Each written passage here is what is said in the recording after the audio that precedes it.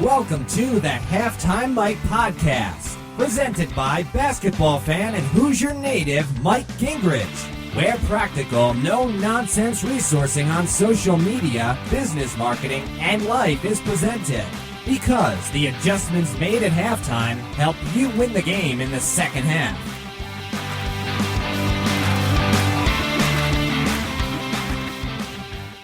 Hello there, and welcome to another episode of the Halftime Mike Podcast. You know, every week we want to take a halftime break together, dive into some online social media marketing tips, tactics, and methods for you as an owner and as a marketer. My goal is to help you get some actionable items to implement right away, to think through some of the key components. It's a halftime break to get out of the rut, take a look back and a look ahead, and then leave with an action plan. It's all about keeping it practical here, leading edge, so you can grow more leads, more sales online. Today, flying solo, and my topic is be uncommon. Be uncommon. I want to dive into that from a marketing perspective online, because there is a ton of noise out there online. There is a ton of people doing this and doing that. And there's things that you can learn from, but when it comes down to it for your business, you need to be uncommon, all right? So this is a phrase that I've said in different ways before. Be distinct, be unique, and it's part of my core values that I have listed on my site about what I'm about in my About page. But that's what I believe, and that's, for me, that's why I have a little bit of who I am in my Halftime Mike podcast. So you see some basketball, you see some halftime themes, you see some purple just to be distinct, unique in my brand colors, those types of things. So what it is, I try to keep on the doable, practical side of things. So I'm always looking for what is that unique piece, and to be uncommon is something that can set you apart, can help you capture attention above the crowd and above the noise. And let me tell you a story here today about someone who is uncommon, and just the concept of being uncommon. And so this is a life lesson here, all right? So I want to tell you the story about Austin Hatch and his father, Stephen Hatch, all right? So in Basketball Crazy, Indiana, these guys lived in the middle of state in Fort Wayne area, and Austin was a fine young man growing up, doing what we do here, playing basketball, and he was part of a family that loved to be in sports, loved to do things together, and father was a doctor, Stephen was, and so, one of the things that Stephen always imparted to Austin was that concept, be uncommon. Austin, if you want to be a basketball player and you want to play college ball, you're going to have to do some things that others aren't doing. You're going to have to, rise above. You're going to have to put some time in. You got to put some effort in. You're going to have to be uncommon, and it ultimately led to a basketball scholarship. But here's the story, the journey that is quite unexpected and quite uncommon. All right, so that's the framework that Stephen always encouraged his son Austin to be uncommon. So when the family was younger, this is when Austin was younger, and they had a small plane, and they used to take their plane up to a lake cottage for weekends. It was kind of a getaway place that they had, and the father would fly them up there. Well, unfortunately, tragedy happened in that on one of these trips up there, the plane crashed, and the two survivors were the father, Stephen, and Austin.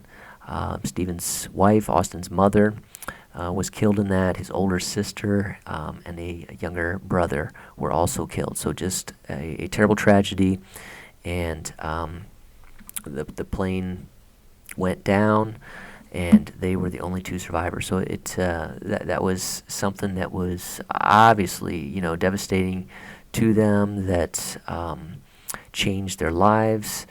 They both actually came away without too severe of injuries.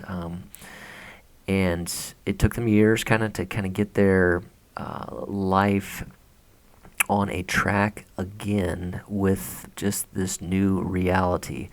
And, it was a testament to both of them and to Stephen, the father's will, that he, kept Austin focused, kept him going, said, hey,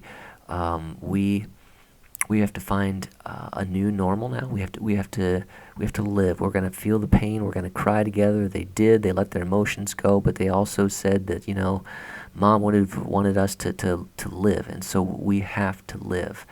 And they began to find that new normal. And just for statistics here, that it's experts say 1 in every 3.4 million people worldwide will be in a plane crash that includes at least one fatality. All right, so they're in this very narrow segment of people, 1 in 3.4 million. So again, this is when Austin is younger, preteen years, and it's taken them a few years to kind of find their way forward. And now we have Austin moving into high school. He is showing expertise as a basketball player. He is showing that he has college potential. He's got the size. He's big, 6'5". Everything's looking good for them. At the same time, Stephen has found someone that he can spend time with. So he eventually, marries again, and finds a wife who brings a couple of her own children into the family, and they want to be a family unit. Austin embraces them. They actually do a adoption both ways. So Stephen adopts his wife's children, and she adopts Austin, and they find a way forward as a family unit there. And Stephen and Austin very tight. And Stephen keeps, talking with Austin about that need to be uncommon, no matter what you do, not just in basketball, but about, in life. What are you going to do? And Austin was a good student. He stood above. He was just an exceptional young man.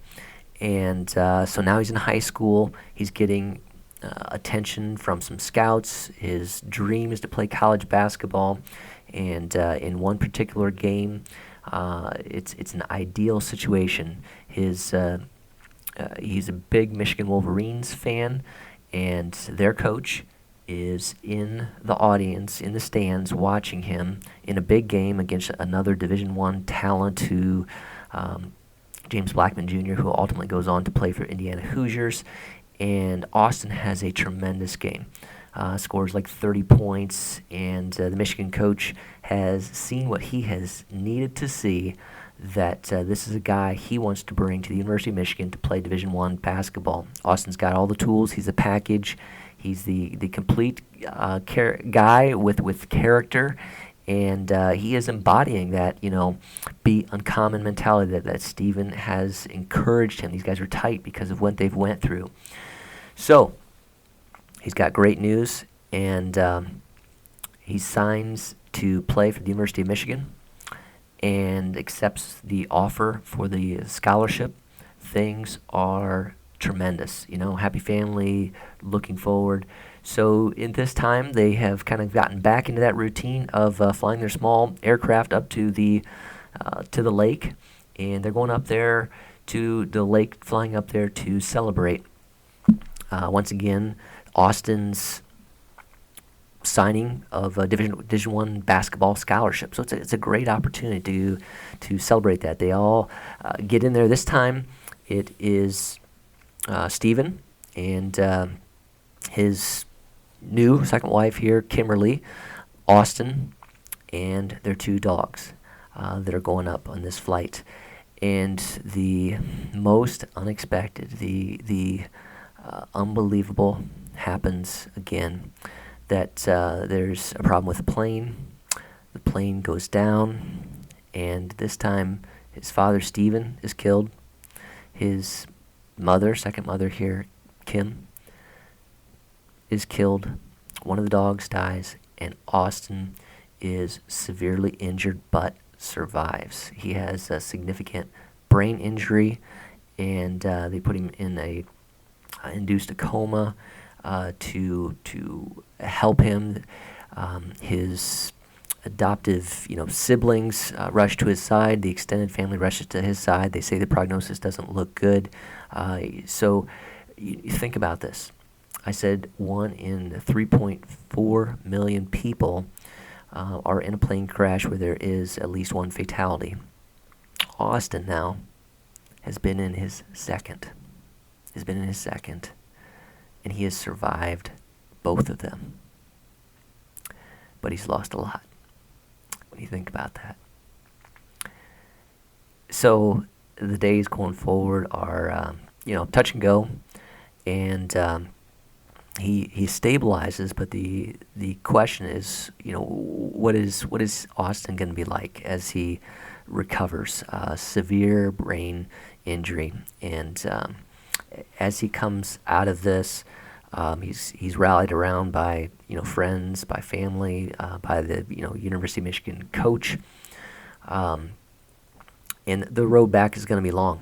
He is he's not finished high school yet. He was just kind of gearing up, I believe, for his junior year at the time of this accident. So obviously that year is missed.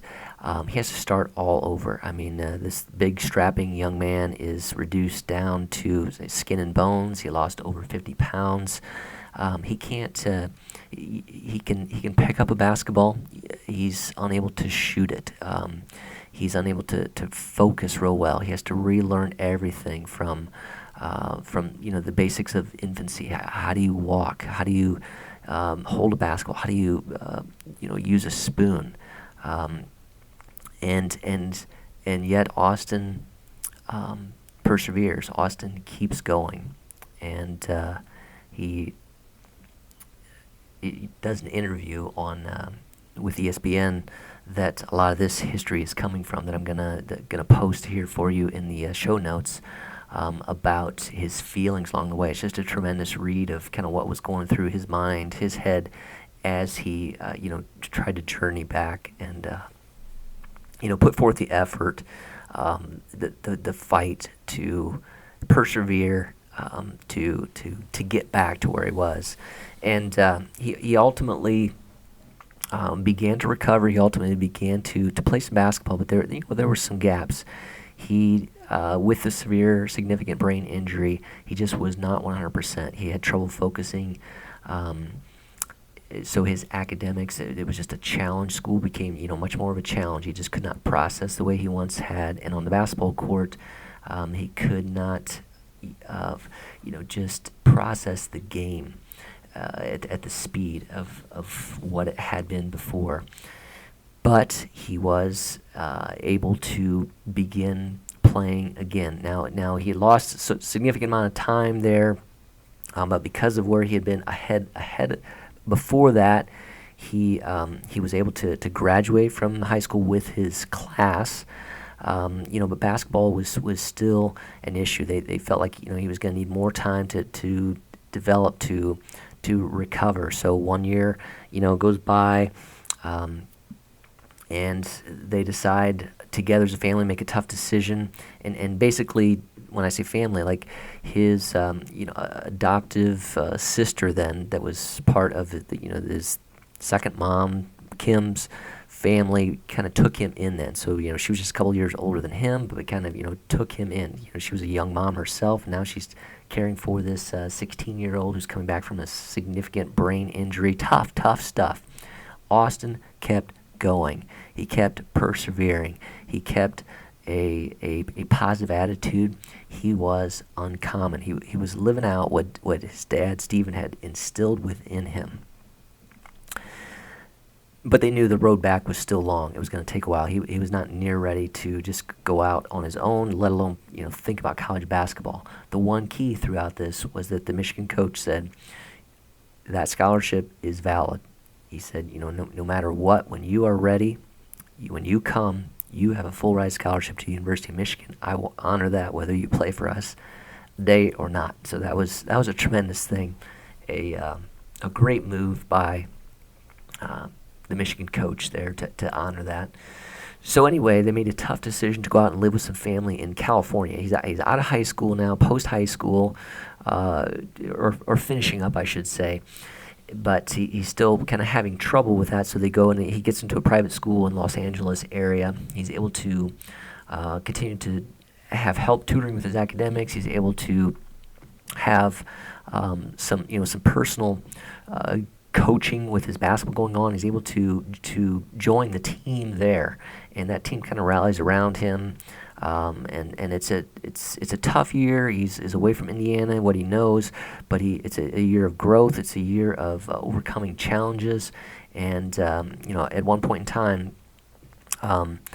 his physical therapist there and the guys working with him, and he was practicing with the team, but the coach said the physical therapist told the coach he's okay. He's ready to get back into a game if you find a spot and a time where it fits. And so that time came in a game where they were up already by a number of points, comfortable lead, and so it was time to put Austin in, and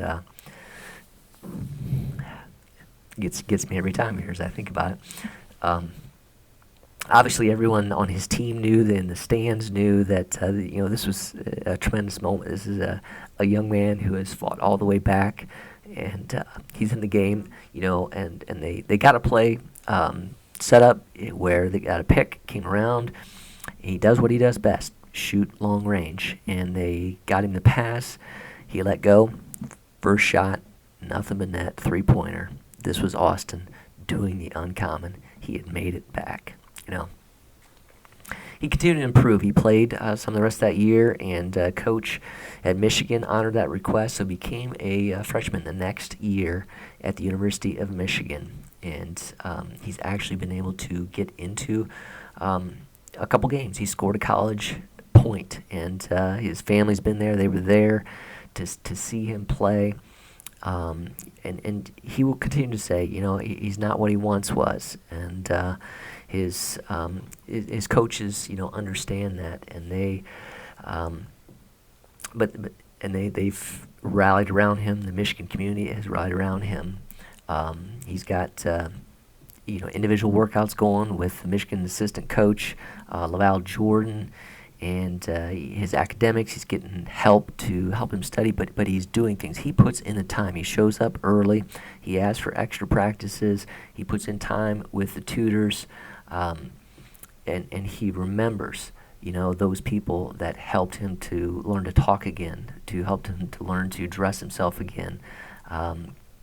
He's reached out to them, and this guy's an inspiration. He's living an uncommon life.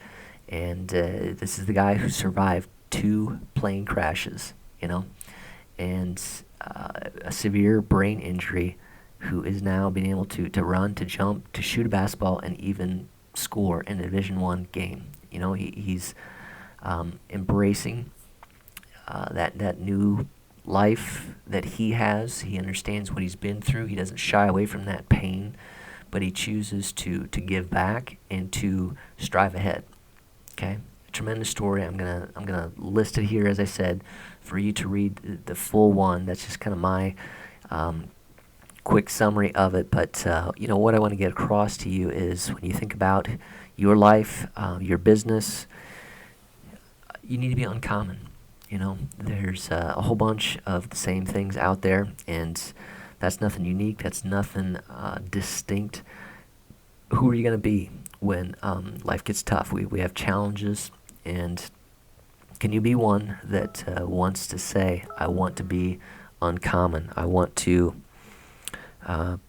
push ahead. I want to be different. And, think about that from a marketing perspective online. Think about that from a life perspective. Think about that from, a family perspective. There's we have choices every day. Will we be less than? Will we respond as everyone else would respond, or will we rise above and be uncommon. So my hope for you, my hope for myself is that I continue to learn to be uncommon more and more each day, and to be distinct, to rise above, to set myself apart. For me, that comes from a personal faith in Jesus Christ. For myself, that undergirds me and emboldens me, and I just want to leave that with you today, that Austin was uncommon, and each of us needs to take 30 seconds, think about our lives. 30 seconds is much time, I guess, but take some time. Are you living an uncommon life? What is it right now? Well, right now, something doable that is in front of you that you can either succumb to, that you can respond as everyone else responds, or that you can respond with something that rises above, that is uncommon.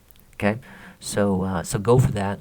And you got to come over and read this story, the full details of Austin Hatch, because it is powerful, and it puts a lot of things in perspective for us. All right, so this is Mike with a unique episode of the Halftime Mike podcast. Be uncommon. Take care. We'll see you next week.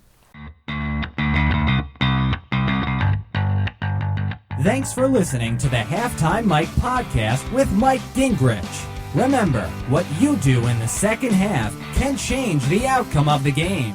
Does your business need resourcing, tools, and social media consulting? Then visit MikeGingerich.com. Want to have Mike speak at your next event? Visit MikeGingerich.com/speaking. Join us again for another episode of Halftime Mike, your no-nonsense guide to victory on the court of life.